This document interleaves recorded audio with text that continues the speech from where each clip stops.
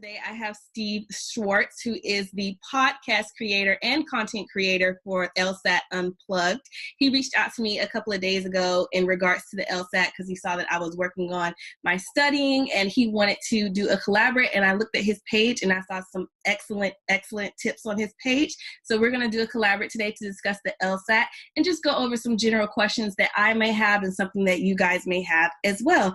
Hi, Steve. How are you? Hey, Kels, it's great to be connecting with you today. Thanks for doing this. Yes, sir. I'm really excited about this video, and I have so many questions, but I'm going to try not to be a nerd. No, we want that. Being a nerd's great. That's what this is all about, right? I'm truly a nerd at heart. So my story with the LSAT, to give you a little backstory on me, I'm not sure if you've seen my previous videos on my channel, but I basically started my LSAT journey about a year, maybe a year and a half ago. I graduated from undergrad in 2014 with a bachelor's degree in public relations, and then I went on to receive my master's in criminal justice at Boston U. It was always a dream of mine to go to law school, but we had a pre-law advisor, but I never met with him in order for him to tell me what to do. So I've been doing everything on my own since I graduated with my master's. Actually, had I known that I could have continued with my bachelor's degree or continue with my law degree after my bachelor's degree, I probably would be done by now, but that's okay. We're gonna start from here and we're gonna keep going. I took my LSAT, my first LSAT I took in November 2017, and I was not happy with my score. A good reason why is because I probably didn't have the proper studying tools to begin with. I just kind of jumped in and was like, oh, it's just like taking the SATs, which is not. For those of you who think that it is, it's not. It's totally different. It is a whole different mental process. So I wasn't happy with my score. So this time I'm studying more vigorously and really looking at the material. I haven't posted this video on my channel, but one of the things that I have done already is printed out my questions from my previous test because it was disclosed, and I basically looked at all the questions that I got wrong and just did little notes on there. And I also started back using Khan Academy, which I personally think is helpful for me because it's helping me break down the questions that I initially missed. One of the things that I struggled with the most was the analytical reasoning section of the test, which I have improved on. So it's getting better, but I kind of want to know what are good studying tips and studying practices for when you're trying to retake the LSAT. Yeah, totally. Well, thanks so much for all the background, Kels. It's definitely helpful for me and everyone watching to get a sense of where you're at. There are definitely some things that come to mind. First off, you said you weren't using maybe the best materials before. Were you using some books that maybe didn't use real LSAT questions? I didn't use any books, to be honest with you. The first time I used it, I used Khan Academy, and I just went straight into the practice. I didn't look at the lessons or anything. I just went straight into the practice, which I've learned from because now I'm looking at the lessons, and even though it's not really interactive, like you're not interacting with a person, it's a recording that you're watching, I am still learning better than what I learned when I just jumped into the practice test. The part that I'm still struggling with now is probably my logical reasoning section, mainly because I'm not sure how to connect the stimulus to the questions and then find the answer that they want you to answer. Because a lot of times I'll answer it based off of what I think the correct answer is, and it'll be a totally different answer. Right. So it's really important to build the foundation first. So I'm glad that you're doing the lessons and going over the fundamentals before you burn through practice material. It's really important because there are only so many released exams, and obviously there's nearly 100 released overall, 86 of which are numbered, but the recent exams in particular are the most valuable. And Khan Academy is using some recent stuff from the 50s and 60s and on. So they've mixed that in there. You want to note carefully which exams they are pulling from for practice questions so that you're not doing those later under timed conditions, because your score would be influenced by having seen the questions before, of course. Right. Okay. Now, you talked about analytical reasoning, aka logic games, and then logical reasoning as two areas to start with. So I'll give a brief tip on each of those, and then we can go into more depth.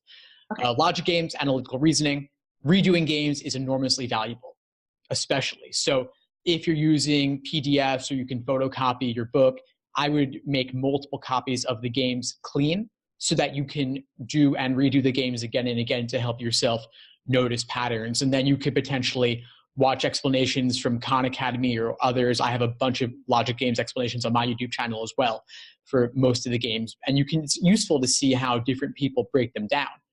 But you also don't want to copy it too much, because at the end of the day, you're the one taking the test. You've got to find a methodology and diagramming style that works for you. And especially with some of the newer exams, you see a lot of curveball games that don't neatly fit into a category. So you do want to be able to adapt a bit. Have you ever redid games multiple times? I have. With the Khan Academy, I've noticed that they repeat their questions. So I'm getting better at understanding how I got to the answers that I got to. And then the ones that I don't know, I'll just get it wrong and then look at the answer to see how they got that answer. So for next time, I can figure it out on my own. So that's been very helpful. Yeah. Okay. Oh, that's great. And one other thing you want to think about is reviewing, and this applies to all sections, reviewing not only the ones you get wrong, but anywhere you have difficulty. And anywhere you're down to 2. A lot of times students are down to 2 and they say, I always pick the wrong one. And I say, yeah, I know it seems that way, right? But what's really happening is you're maybe half the time you're picking the right one when you're down to 2, but you got lucky. Yeah. And so you won't necessarily get that lucky again. And so in my book, it's still worth reviewing those and reviewing everything about those questions you had difficulty with or got wrong, whether it was the stimulus or maybe the inferences of the game, the rules there, or was it something in the answer choices. Like for logical reasoning, a lot of times there's traps of encouragement towards wrong answer choices that distract you, and then traps of discouragement away from right answer choices. And so you want to figure out the patterns in your mistakes. Great. Yeah, that's great information, because I've really improved on my analytical reasoning so well. I took the copy of the test that I took from my previous LSAT and redid the questions that I got wrong. I did 14 questions, and out of the 14 questions, I got 12 correct. So I was like, yes. Oh, that's awesome. That's great. I made progress, and it feels so good when you do that, because when I first started studying the logic games, oh my gosh, I was just watching the material and I was just like, what is this? Totally like a foreign language, right? Foreign. And a lot of people are like, well, if you're a philosophy major, it makes a whole lot more sense. And I'm like, yeah, I get that, but I'm not. So how do I make it for me? Because in journalism, we're taught to read the material totally differently from how you would read the material if you were a philosophy major. So I have to reset my interpretation style, basically, from what I've learned in college to match what I'm trying to learn from the critical thinking aspect with the LSAT. So in that regard, what tips and tricks would you recommend for people who are studying for the LSAT and are trying to figure out these sections? Yeah, sure. Well, we talked about games and reasoning a little bit. To go into, we didn't talk about reading comp though, so we could go there a little bit. You talked about reading styles in journalism versus philosophy. Yeah, it's very different. And it's funny, philosophy majors actually are the ones who do the best on the LSAT. And I don't know if it's because they learned something in philosophy or they're just that kind of person, but I mean, most people, I was a political science major, you did journalism, that's way more common. And yeah, you're taught to read more for content, like throughout your life. And so LSAT reading comp is very different from like SAT reading comp, where they're looking for things like tone and the details. LSAT reading comp is very different. So there you're reading for structure, how the author of the passage goes about making their argument, and what their overall viewpoint or opinion is. A lot of students get bogged down in all the details, especially the nitty gritty when it's something technical like science, and then you just like throw up your hands and you're like, I'm done with this, right? Like it's too much. But so what you want to do is you want to actually not even try to get all those nitty gritty details down, because you're not going to remember them anyway. Focus on walking away with the main idea. They actually usually have a question about the main idea or the primary purpose. And that's kind of like your orientation question in logic games. So that's your warm-up, that's your gimme. If you don't know that, you don't know anything. And that's okay, like you can learn it, but you've got to get that down first. And so walk away, reading comp, have the main idea, tackle all your general oriented questions first, like primary purpose, passage organization, best tone, best title, then the tougher stuff like line reference questions, and then the more inferential questions that require reading between the lines. So the order of approach actually helps you build your understanding as you go. That's true for reading comp, and that can also be true for games. For games, I would do it slightly differently, where I would do the orientation question first, then the local if questions, and then finally the global questions. Because the if questions let you draw some hypotheticals, get you warmed up, give you some prior examples to look at later, when you want to solve a general must be true as well. So my biggest tips actually, aside from just understanding and analyzing specific questions, that relate a lot to the order of attack, working on your pacing, and then ultimately your endurance. Have you played around with that at all? I have. I take a practice test every weekend. And when I do my practice tests, they're timed, but they're more so to see how long it takes me to figure out certain problems. When I do the actual practice test, I'll go through the whole, all 5 sections, including the one that's not counted. And that's building my endurance. So I'm really good at finishing early, but I need to start going back to check my answers, because I'll finish and I'm like, okay, I'm done, submit, because I don't want to be distracted by, well, maybe I didn't select the right answer. So I'm trying to do that more strategically now, going back to check my answers to make sure they're 100% correct. Oh, that's good to hear. With regard to timing, like how fast are you finishing a given section? Anywhere between 3 to 5 minutes. Oh, awesome. So you have 3 to 5 minutes remaining at the end. Yeah. That's an awesome position to be in. That's great. Now, we talked, it is, and that means you have time to go back. And I talked about order of approach for games and reading comp, but the 3 to 5 minutes is actually most valuable for logical reasoning, because you don't have to reorient yourself or refamiliarize yourself with an entire game or passage. They're bite-sized, right? Yeah. So what I recommend doing is, as you go through an LR section, you could flag or mark off 3 to 5 questions that you don't want to deal with in the moment. These are the toughest ones. So if it's a lengthy parallel reasoning question that takes up half the page, or a super technical, sciencey, or abstract language question, like where you just know that you're investing minute after minute, nothing's clicking. A lot of students will get stuck in this kind of LSAT quicksand, where they just invest minute after minute, hoping to get a breakthrough, but nothing happens. It's like you're almost stuck in like a tunnel vision. And so if you skip that question and say, you know what, I don't want to get sucked in, I'll hope to come back to it later. If your pacing is on track, you'll have that 3 to 5 minutes to go back and attack those questions, and you'll have a fresh perspective, maybe see it a new way, and you'll be able to turn it from wrong to right, or from a guess to right. And I myself, I got a 175. I still do this. I'll still flag 3 to 5 questions, and that's okay.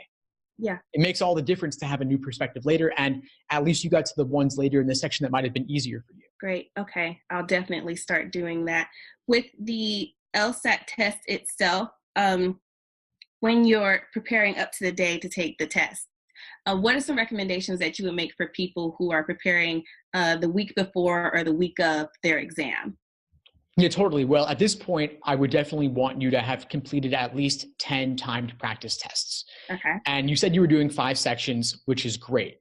And anyone out there who's doing out of the books, what you could do is, let's say you have exams 82, 83, 84, and 85. You could take exam 86, divide it into 4 parts, and insert each of those 4 parts into those other 4 from 82 to 85, then later score your results for 86. So at least that way you're taking the experimental seriously. Okay. So that's one thing you could do. I'd also talk about really strictly timing yourself. So if you're doing it like at home or in the library, you might, and you're just proctoring yourself, and you might have the impulse to like check your results after each section, or check your phone intermittently, or get a drink of water and stop the clock. None of that can happen on test day. You're not going to have your phone with you on test day, and the clock does not stop. So time yourself very strictly. It's all real.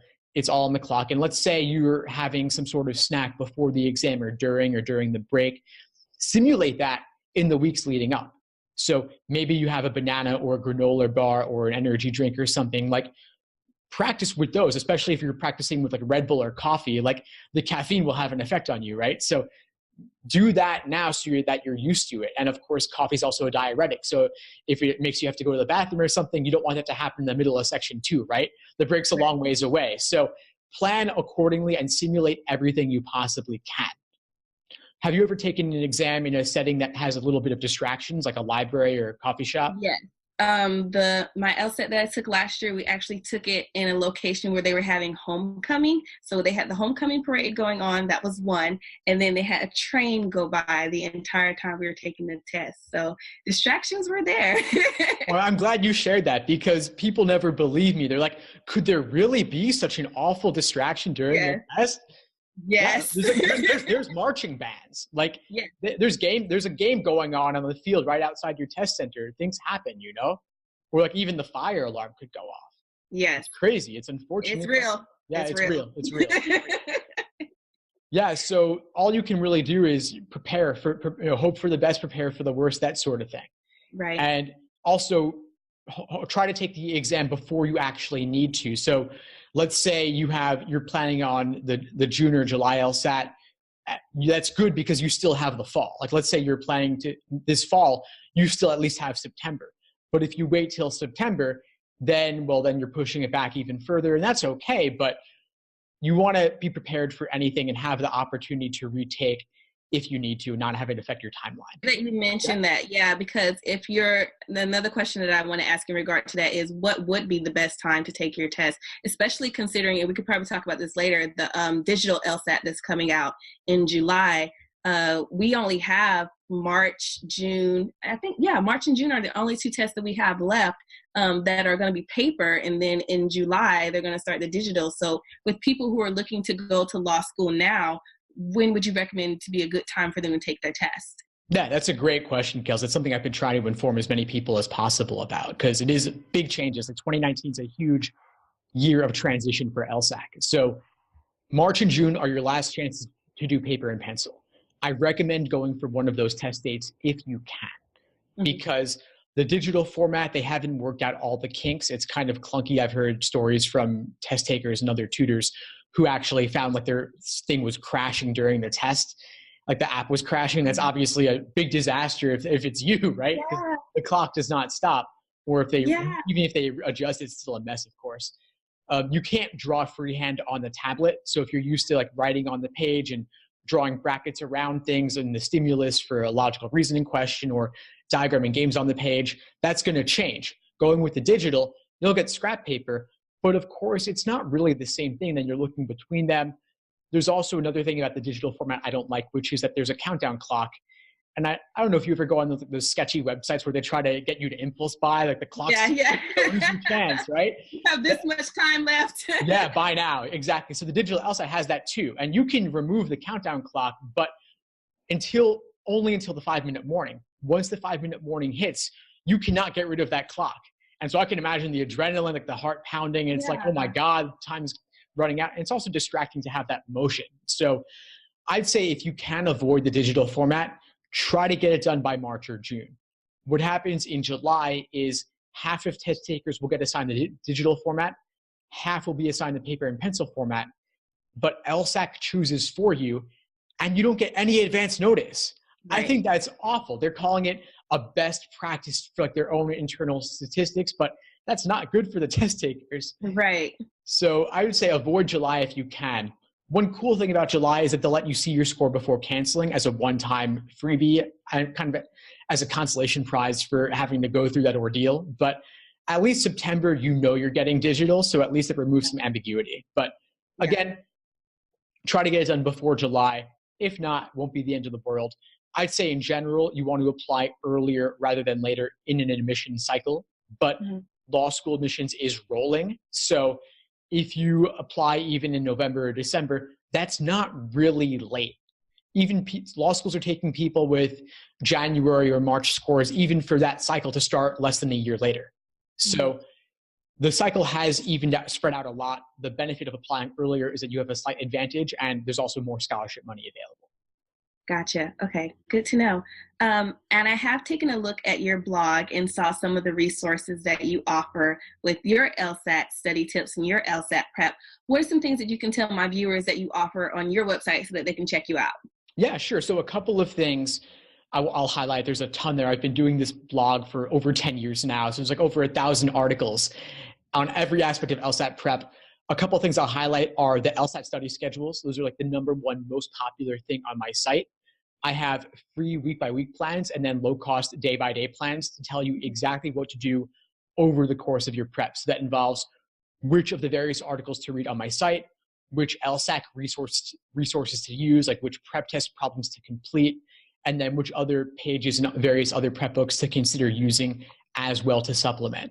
So those have been enormously popular. I've got study plans for a period of 1 month, all the way up to 7 months. I'd recommend studying for at least 3 to 5 months to maximize your potential, but if your timeline's shorter than that, I've got you covered on that too. Another thing I'll highlight is the LSAT Diaries. You know, a lot of times you're studying for the exam. It's hard when you feel like you're going through it alone. And that's part of why like YouTube channels like yours are so useful, because then people can see you're not that, you know, I'm not the only one. There's other people out there too having their own struggles and their own journeys. And so what I've done is I have LSAT Diaries. I've had a number of students writing over the years, probably at this point, a couple hundred people have written their own guest posts chronicling their LSAT study journeys, and you can actually see their score improvements. So I have people going from like a 141 to a 168, a 150 to a 170, a 160 to a 170. So wherever you're at, you can see people who have made big or moderate score increases, but these are all real stories. And so it's also good to get some tips from other students as well. And so that's one thing I want to really highlight. If you just Google LSAT blog diaries, you'll find it. And also like LSAT blog day-by-day study plans, but I could also send you the links as well. Yeah, that'd be awesome. That's awesome. I love looking at people's progress. There are not that many, because I've been looking, there are not that many YouTube videos about people starting off with low scores and then them progressing. They're usually just like, bam, I scored a 180, or wow, look at me score a 165. And you don't see the transition from not necessarily bad, but the transition from a not so good score to an average to a really good score. And I think it's important to see people's progress so that you know that you aren't alone in your LSAT study process. I think that it's great that you have diaries for other people to view. That's amazing. Thanks, Kels. No, I really appreciate it. I think it's important to know that it's possible to improve like this, because a lot of people don't want to share their low scores because they're embarrassed. You get this like selection bias where people on forums and stuff, like you only see people who are getting like 160s and 170s. And it's like, well, Yeah. the median is a 151. So these people are out there. They're kind of lurking and afraid to voice their opinions because they'll be embarrassed. And I get that. I mean, for a long time, I was embarrassed to admit that I started off with a low score. I started off in the low 150s. And it was only through a long struggle of studying for over a year that I was able to get my 175. And I did every exam ever released up to that point. So it was grueling, and I felt dumb for a lot of it, honestly. This exam is great at making people feel stupid, but it is possible to improve. It's a bit of a slog sometimes, and you just got to have faith that by continuing to put in the work and reviewing in depth, you'll make those improvements over time. Yeah, that's encouraging. Thank you for that. That's really encouraging. So you said that I could ask some questions in regards to admissions. So let's say you get the score that you want and you're ready to apply for law school. For someone who's never done it before, what do you recommend are the best steps to applying to the law school? Yeah, sure. Well, one of the biggest things I would say is request your letters of recommendation early. You know, it takes time. People are busy. Maybe there's a professor you had in college a couple of years back, and you got to remind them who you are. And it's actually good to stay in touch with these people over time, maybe even just once or twice a year, to stay on their radar, ping them on social media every now and then. But then you request those letters early so that they're not holding you back when you're ready to apply. You know, maybe a couple professors, maybe a previous employer, or someone you interned under, someone like that. Get the ball rolling on those. You could even supply them with a couple of bullet points. So like if you wrote a term paper or a project you did at work, just so they can include that in the letter, make it a little easier for them. Occasionally, they'll even ask you to draft one for them. That's not uncommon. And so that's something to work on too and start thinking about. The best writing takes time. And that applies also, of course, to your personal statement or diversity statement or why our school statement. And so all of those, you want to be drafting early. And even if you don't, there's a 3-week gap while you're waiting for your LSAT score. You take it, let's say you're taking it June 3rd, you'll probably get your score back end of June. And so over that 3-week period, you could work on your personal statement and whatnot. And then you're ready to hit submit the second applications open in the fall. So I'd recommend starting early, multiple drafts, even put it away for a week or two or a month or two, come back later. You won't be as emotionally invested in what you wrote before. In fact, maybe you'll think it sucks, and that's fine. You can scrap the whole thing and start over. It's fine. But at least it gives you a fresh perspective to be a little bit more critical. And then, of course, you want to enlist a number of people, friends and family, colleagues to review it also, because they can be more critical than you are. Gotcha. Makes sense. With the personal statement, what tips would you recommend for someone who's starting to write theirs as well? Well, first off, be personal. Don't laundry list your resume. Maybe consider a couple of anecdotes or highlights from your work experience, internships, undergrad, or if you were in grad school, anything. Maybe pick 3 topics that you might consider writing about and write 500 words or 1,000 words on each. and then see which you like the best and go forward with that. And ultimately, I recommend writing a rough draft that's 3 times the length of what you want your finished product to be.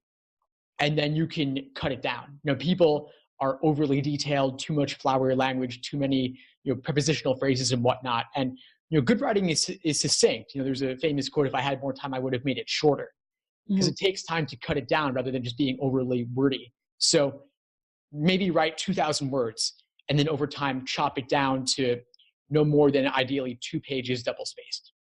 Gotcha. Okay.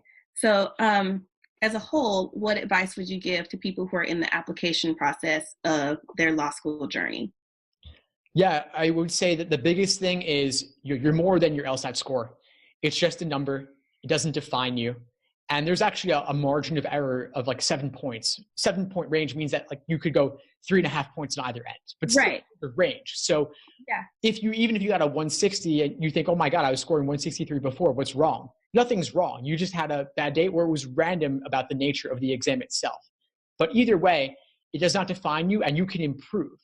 I got a 152 when I started. That's like a median score, but my abilities are not median or average, right? I brought it up. I improved through familiarity. And so if you're just starting off and you take a cold diagnostic and you don't do as well as you'd hoped, that's okay. You can improve. And no one LSAT test date will make or break you. You can retake. Law schools don't average multiple scores. And so if you're taking the LSAT, you're registered for March, June, July, whatever, it's not the end of the world if that test date doesn't go well, because you can always retake. And even if not, the law school you go to won't make or break your entire career. You can progress, you can achieve great things no matter where you go. So much of career success is not even about which law school you went to or what you learn in law school. It's about your networking and connection. So if you're more of a people person than a bookworm, like that's fine. You'll be fine in the end. That is really great information. Thank you so much, Steve. Do you have any closing remarks? Those are the end of my questions. Or if you have any questions for me, I'd be happy to answer them as well. Nothing in particular. I think we covered the basics, Kels, but it's been great connecting with you today. I hope you found this helpful. And anyone on your channel, please feel free to come on over. I'm on youtube.com/LSAT blog. There's the podcast, LSAT Unplugged. And if you email me with a screenshot of your subscription to either, I'll send you a free LSAT checklist. And if you go on my website, LSAT blog, there's a link to get a free, easy LSAT cheat sheet. I'll email it to you. So again, thanks for connecting. And anyone, please feel free to reach out if you need anything at all. Email me, lsatunplugged@gmail.com. I love hearing from students. Happy to help however I can. Yes, I absolutely love this, Steve. Thank you so much for reaching out to me. You guys, make sure that you follow Steve on all of his social media, especially follow his blog because he has some really helpful information on there. I was on there all this morning. It's really, really great material. And his YouTube tips are excellent, excellent, excellent as well. I cannot sing his praises enough. And I'm not just saying that because we're doing a collaborate. I actually studied his material and it is great. So you guys, please check him out. If you're not following me on my Instagram, everything is KelsTells. So be sure to follow me. If you guys have any questions, you already know what to do. Put them in the comments below. Give this video a thumbs up and we'll see you guys next time. Thank you guys so much for watching. Bye.